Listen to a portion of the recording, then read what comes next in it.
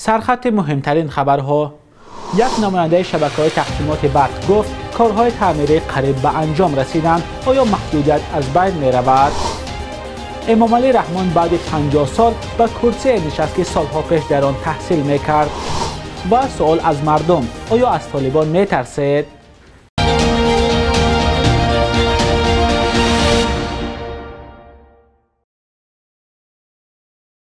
سلام بیننده عزیز، خوش آمدید به برنامه نوید بامدادی. من مولا رجب یوسفی هستم.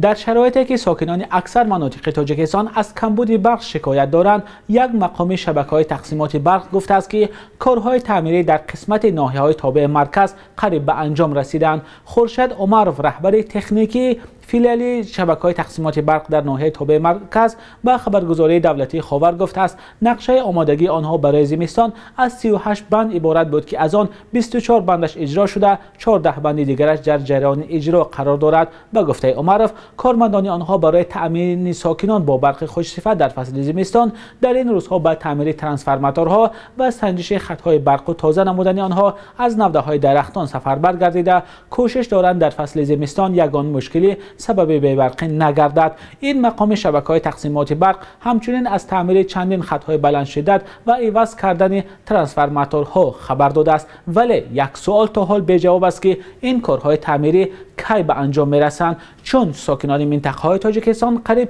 از آغاز ماه اکتبر تنها صبح و شام در ساعت‌های معین برق می‌گیرند. مقامات جاری شدن لیمیت یا محدودیت را قاطعانه رد می‌کنند و سبب مشکلی پیش آمده را به کارهای تعمیری ربط می‌دهند، ولی یگان مقام مشخصا نمیگوید که کارهای تعمیری کی به انجام میرسند. بینندگان عزیز، همکاران ما موضوع کمبود برق را در کشور پیگیری دارند و با پیدا شدن اطلاع دقیق شما را در جریان میگذاریم.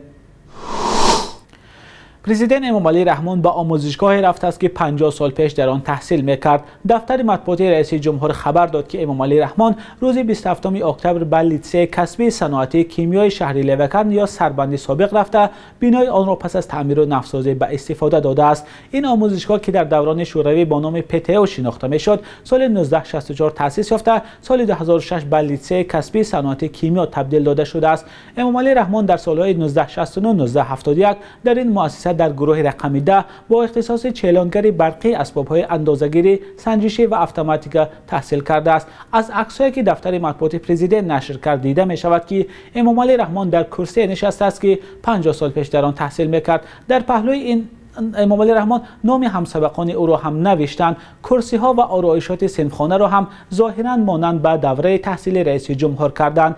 امامعلی رحمان 69 سال داشته، بجز از آموزشگاه تکنیکی در شهر لیوکن یا سربندی پیشینه، اینچنین در فاکولته اقتصادی دانشگاه ملی تاجیکستان هم تحصیل کرده است. آقای رحمان از سال 1992 رهبر تاجیکستان می باشد.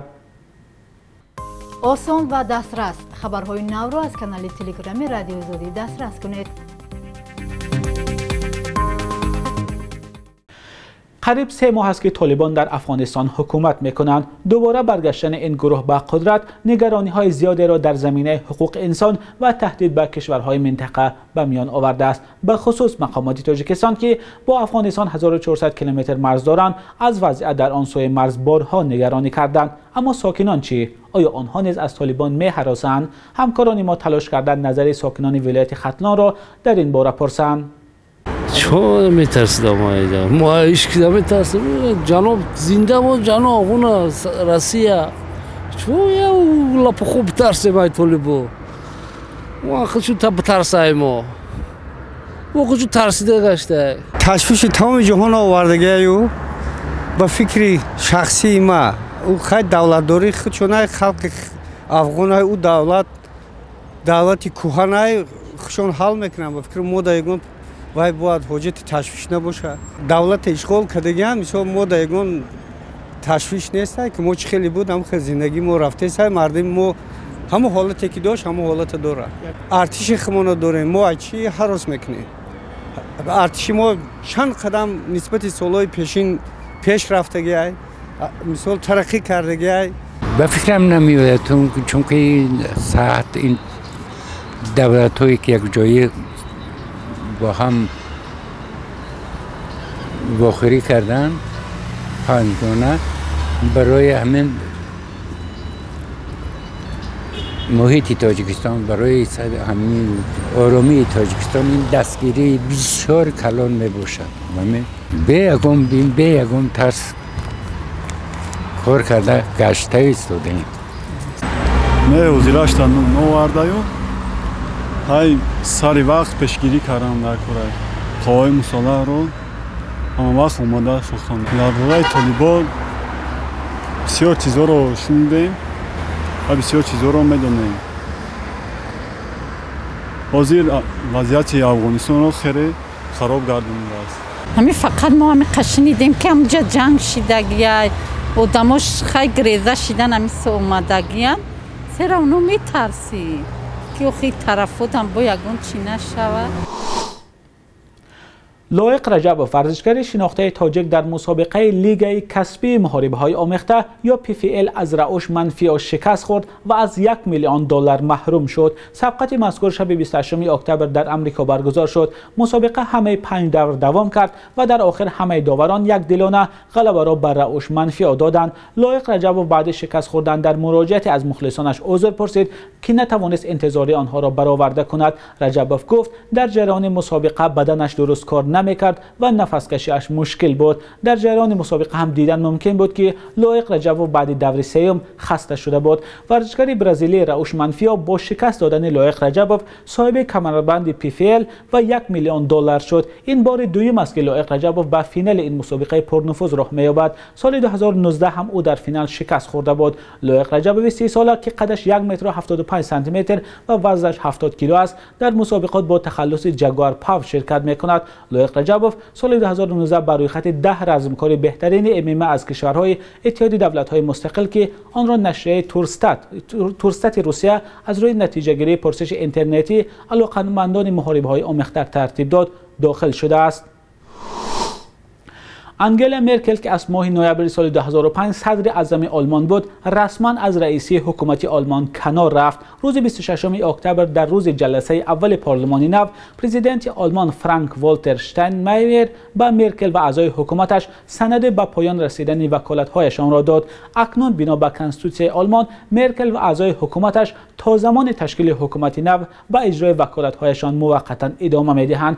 انتخابات پارلمانی در آلمان روز 26 سپتامبر برگزار شد. در آن حزب سوسیال دموکراتی با رهبری اولاف شولز پیروز شد. برای تشکیل حکومت نو میان حزب‌های سیاسی که وارد پارلمان شدند گفتگوها ادامه دارند. بخش یک روز تاریخ را همکارم شهلای عبدالله تقدیمتان میکند که مهمترین تحولات تاریخی در روز 28 اکتبر را فرا میگیرد.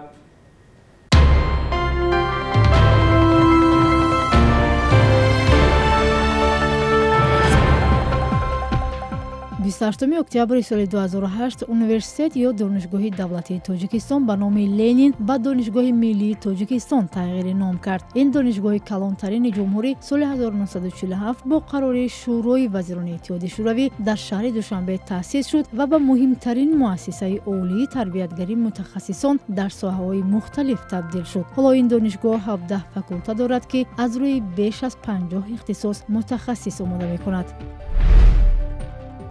баъди баҳсу баррасиҳои доғ, Кумитаи забон рӯзи 28 октябри соли 2018 гуфт рутбаҳои ҳарбии русиро ба тоҷикӣ баргардон карда танҳо вожаи генералро бетағйир гузоштааст. Забоншиносони давлатӣ бо такя ба адабиёти таърихӣ гуфтанд Ефрейтор Радабон, сержанти хурд Dastavар, капитан Садавар мешавад, вале қарори забоншиносон мавриди ҳайрати низомиёни тарбиятгирифтаи мактаби артиши русии шӯравӣ шуд ки гуфтанд барои истифодаву татбиқи ин истилоҳҳо вақти бештар талаб мешавад.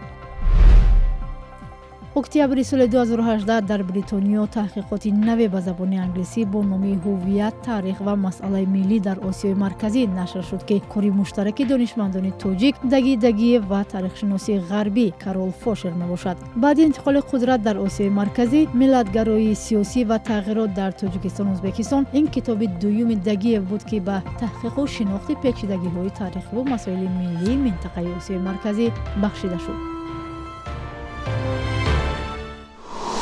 قرب رسمی دلار آمریکایی در تاجیکستان امروز 28 اکتبر باز هم کمی پست شده از قرب روبل روسی باشد کمی هم پایین رفت. حالا در بانک‌های تاجیکستان 100 دلار آمریکایی را به 1124 سومان و 40 درم عوض می‌کنند. 1000 روبل روسی باشد به 160 سومان برابر است.